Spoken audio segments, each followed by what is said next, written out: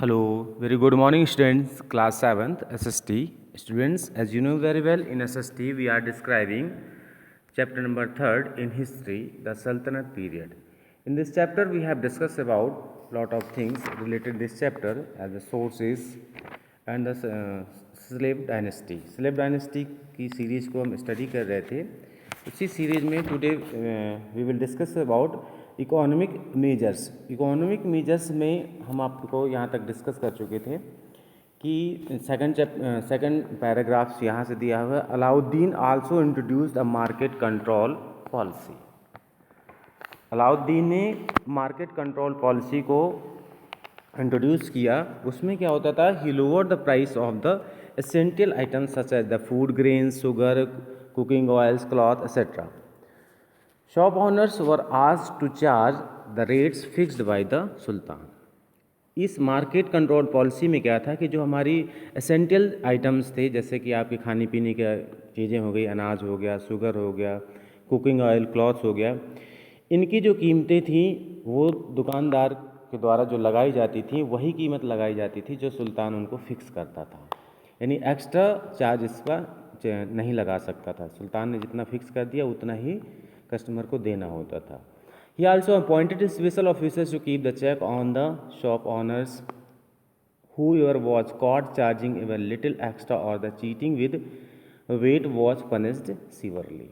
और इसकी इस व्यवस्था को सही ढंग से चलाने के लिए उसने कुछ ऑफिसर्स को भी सिलेक्ट कर रखा था जो time to time shop owners जो दुकानदार होता था उसके यहाँ पर चेक करते रहते थे कि जो एमआरपी दी गई है या सुल्तान ने जो फिक्स किया है कॉस्ट, वही कॉस्ट पर दिया बेचा जा रहा है या फिर वेट में कोई प्रॉब्लम तो नहीं क्रिएट किया जा रही, मतलब कम ज़्यादा तो नहीं तौला जा रहा है.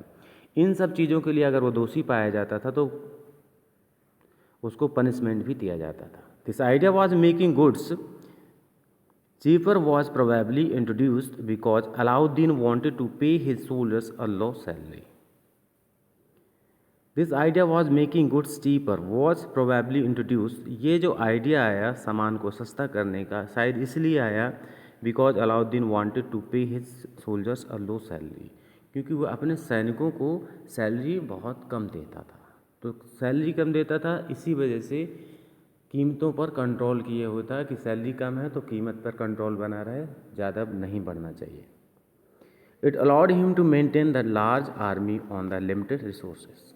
The policies of Alauddin Khilji made many people poor.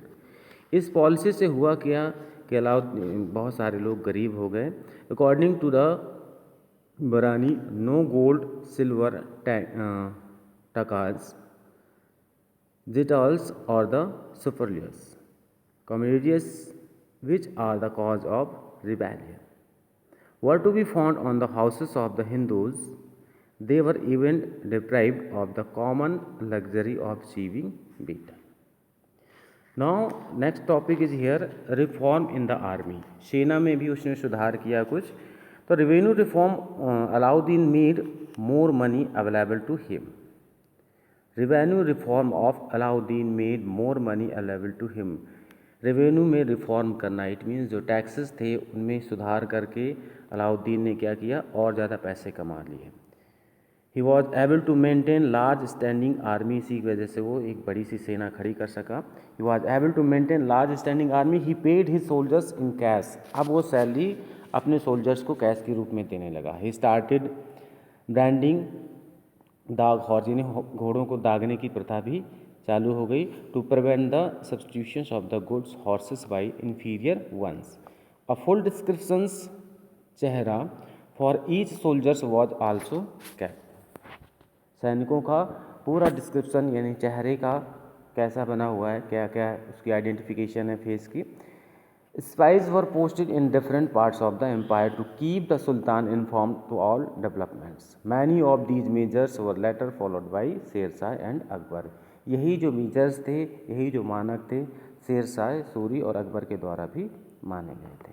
After Alauddin death, a war of succession broke out. Alauddin के डेथ के बाद जो विजय का जो ये सीरीज चल रही थी वो रुक गई. The last Khalji rulers was Khusrau Malik Ghiyasuddin defeated him and started the Tughlaq dynasty. और यहीं से तुगलक डायनेस्टी का जन्म हो जाता है. Tughlaq dynasty we will discuss in our next video.